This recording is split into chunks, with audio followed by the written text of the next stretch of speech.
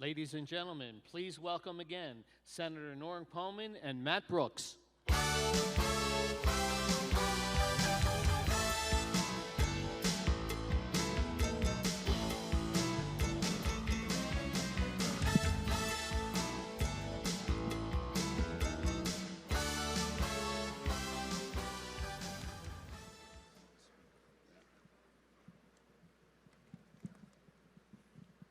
Are we live, Mike?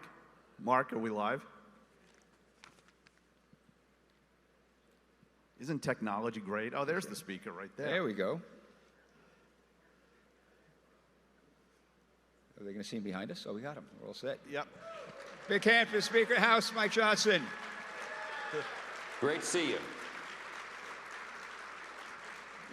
Mr. Speaker, before you yield the floor, but I do have to say for this group, how many first-time folks are here? Okay, we got a bunch.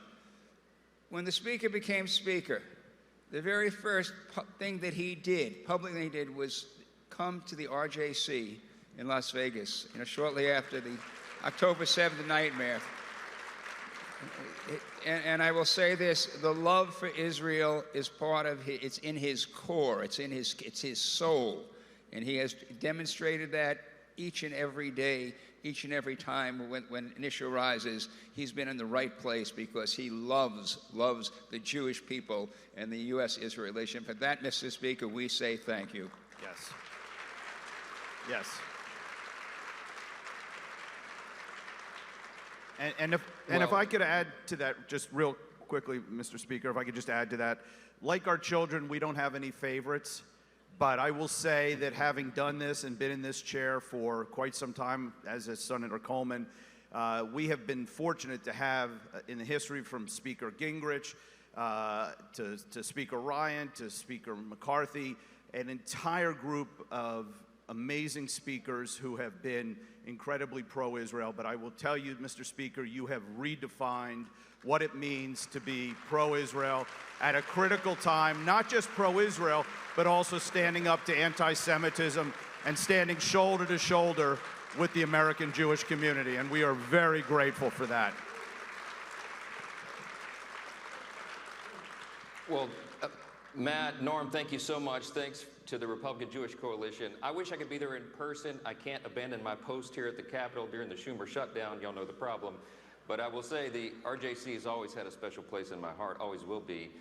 You're right. The very first public appearance that I made as the 56th Speaker of the House back in 2023 was just 19 days after the horrific October 7th attack. But it was the morning after I became Speaker. I flew to Vegas to be with you. It was that important.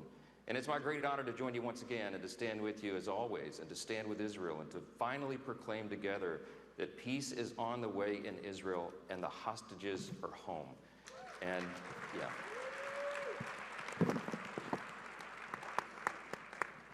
Well, look, we all know none of that would have been possible, just as unified Republican governance in Washington would not have been possible without you and your efforts. And of course, the incredible leadership of President Donald J. Trump. And yeah. I spoke with him early this morning. He called me very early, woke me up, and I always say, I'm up, sir. No, you're not, Mike, I'll call you back, but he did. I know he's looking forward to speaking with you later today, and it's my honor to be with you all in this fight. And I'll just say this, and we can go on with the questions, but it's never been more important, as we all know, than it is right now for us to stand together arm in arm, and it's my great honor and blessing to do so. So, Mr. Speaker, a little not Israel related, but when do the Democrats come back to work? When does the Schumer shutdown end? Do you have any insight on that for us? I wish I could tell you. I mean, we do have a sense that something may change next week. Of course, there's a big election on Tuesday, and sort of the conventional wisdom on the Hill right now is that they're waiting for that to pass because they can't take the wrath of their radical, frankly, anti-Semitic, socialist, Marxist base. If they fold too soon, they're afraid it might affect voter turnout. But that really is the sum total of their calculus right now. They're trying to cover their own backsides. I mean, I'm just going to be frank, and I have been, because I'm telling the simple truth that Chuck Schumer and Hakeem Jeffries both are from New York. They're facing the rise of the Marxist anti-Semitic left, and they're afraid they're going to get a direct challenge to their own seats in their next re-election. And that is the motivation behind what they're doing, and it is so frustrating to us. Let me just jump in, Madam. You mentioned the anti-Semitic base, and unfortunately, that's where the Democrats have gone. It's heartbreaking. Though I remember the words, if Mondami wins in New York, I do remember the words of former Mayor Ed Koch, who once said, "The people have spoken; they deserve to be punished." Now, I hope that's not the case, but it breaks my heart. Let's talk about anti-Semitism for a second. October 7th was a nightmare, but out of that nightmare, there are a couple things that kind of shine a light. One of them was that, on day one, the world kind of fell for Israel, and on day two, Israel was committing genocide, and Israel was the enemy. And what we saw, particularly on college campuses, chanting "from the river to the sea," Jewish students afraid to wear Stars of David or kippahs on their head. It's absolutely stunning. So what happened is I think it ripped the bandage off the scab of that pus of anti-Semitism that is certainly in college campuses very, very prevalent, to the degree that I'm not sure we fully understood. The House kind of jumped right on that and kind of confronted and dealt with, Elise Stefanik, questioning of the presidents of 3 colleges there, and then unable to say that wanting to kill Jews was somehow violating campus policy. Tell us where we're at. We saw that hearing. What's the follow-up, and what can we do to really deal with what unfortunately is kind of rampant on American college campuses? Norm, there's so much to say on this issue, as we both know, and it's certainly concerning to see some pockets, even on the right now, embrace anti-Semitic rhetoric, and we just have to be vigilant guards against that in any place that it shows its ugly head. And I'm just going to be frank. I think a big part of our current challenge right now is really as simple as basic just education. You mentioned that the rise of anti-Semitism on the college campuses, it did surprise a lot of us. I think what we might have sometimes taken for granted in years past, we can no longer just assume anymore. I don't think we could just assume that most people, even in some conservative circles, understand the importance of, for example, standing closely with our ally Israel. I mean, aside from the clear biblical admonitions of Scripture for the Jewish people, and obviously for Christians, goes all the way back to the book of Genesis, as I remind my friends all the time.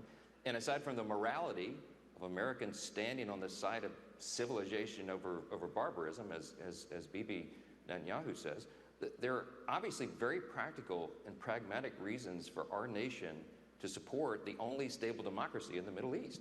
I mean, if you want to talk about America First principles, it's obviously in America's direct interest to foster stability in that region and to collaborate and trade with one of our closest and most faithful friends and allies.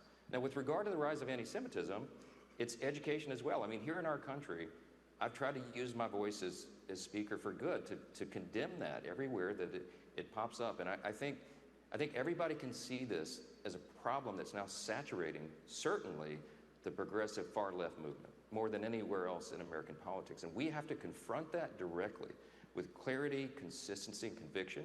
And we've seen it in the past few months, even formerly mainstream Democrats openly embracing this stuff. They're openly embracing the radical socialist candidates like Mondani and others. And those people have embraced alarmingly anti-Semitic language and behavior. They have no shame about it at all. So I would just say this, look, the universities are a symptom of the overall problem. The Democratic Party as a whole has taken a hard left turn, and it's dangerous development.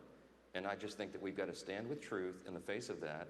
And we have to speak with such clarity and consistency and conviction that it goes and filters all the way down to the university campuses. And in Congress, of course, we'll be doing a lot more work on that in the days ahead.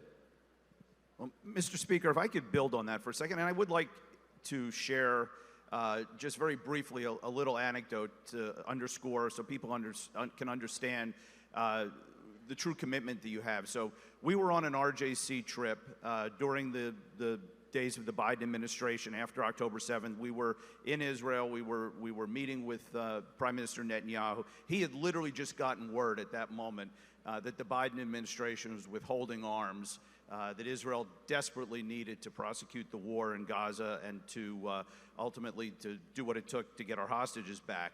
And left the meeting, and the first phone call I made was to you.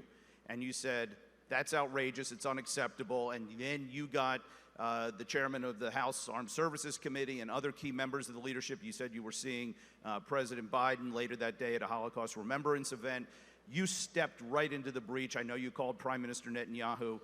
The Republicans under your leadership have been absolutely unfailing in their support for Israel, both in terms of the moral support, but also to make sure Israel has the supplies and the military needs that it needs to win.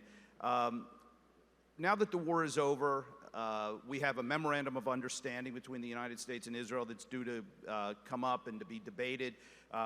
What should we do from an RJC perspective? What should we do as Republicans to ensure that the U.S.-Israel relationship and its support in Congress remains strong for the next coming decade and beyond? Well, I'll say this, your advocacy has been very important, and I think we need to do that now in earnest more than we ever have before. Again, it's an education process. It is about advocacy as well. And we've got to make sure that the next generation behind us understands that. We've got to make sure that the candidates that we recruit to run for Congress understand the importance and the necessity of that. That's a big part of this effort that I'm undergoing as well. And then we've got to make sure, of course, that the elected officials in the Senate and the House, in both chambers and in both parties, understand the necessity of this being a bipartisan effort. We've got a lot of work to do on that front. And I think the work of RJC and other allied groups is more important now than it's ever been. We can advance good legislation, we can continue all these investigations, and we can uncover where some of these abuses have taken place, for example, like on the college campuses. It's really, really important stuff for us to be engaged in. Can I ask you a political question? And unfortunately, history has shown that in the midterm of President's first term, the party in power loses seats and lose seats in the House. If the Democrats come back in, they're going to do nothing for America, but they could probably just spend all the time trying to impeach the president. Talk to us a little bit about kind of your read on, give me a little, and by the way, as I say this, I am optimistic we will keep the House. It absolutely has to happen. You will continue to be the Speaker.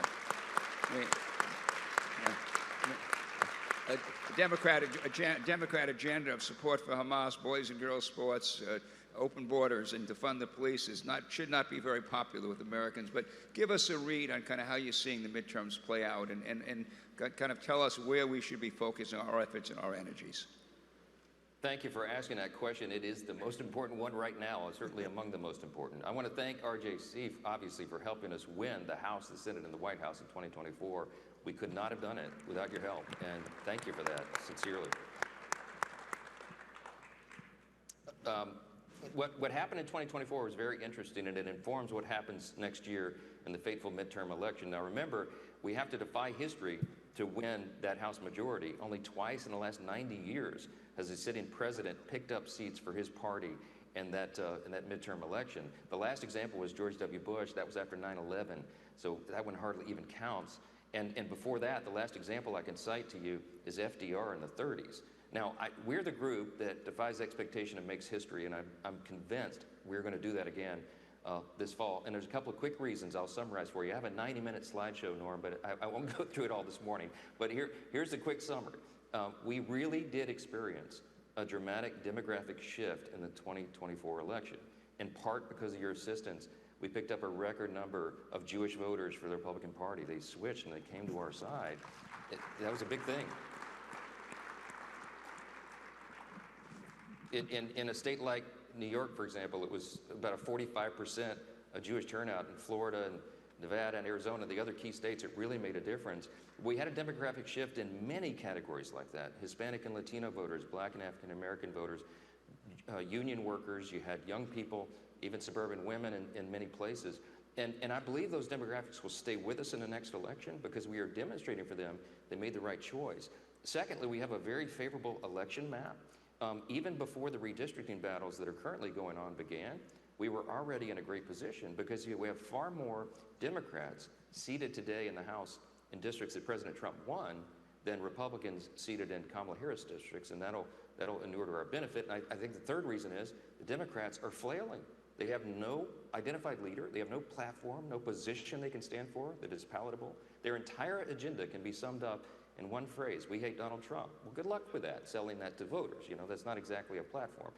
The fourth thing I would call the Charlie Kirk effect. I mean, there's a generation of young conservatives who are coming up, and they're going to be engaged, and they're going to want to have an outlet for that, and I think the midterm election is part of that. So there's all the dynamics give us a lot of tailwinds, and I would summarize it one way as well by saying this: look at reality.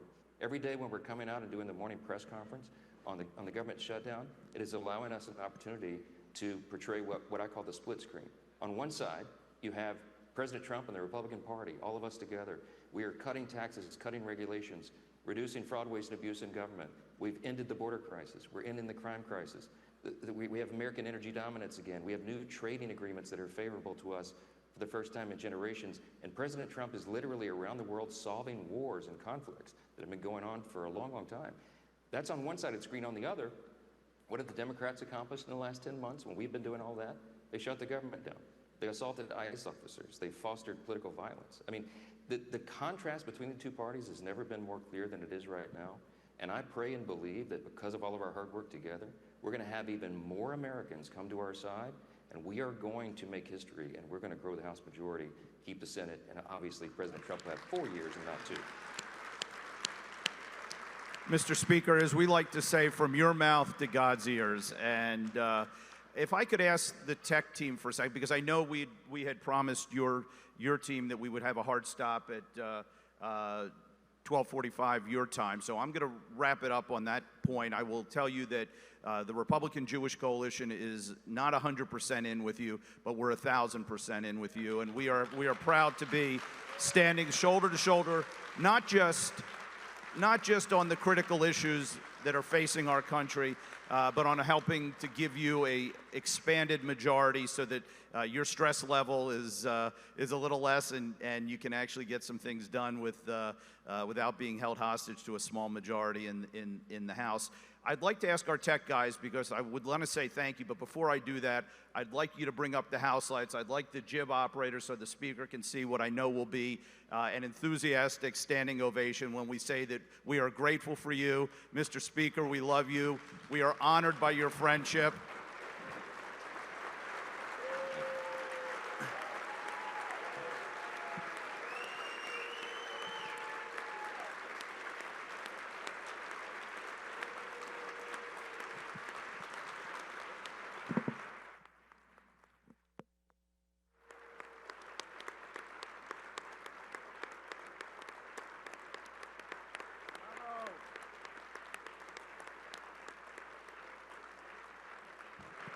Thank you, Mr. Speaker. And as we say, next year in Vegas.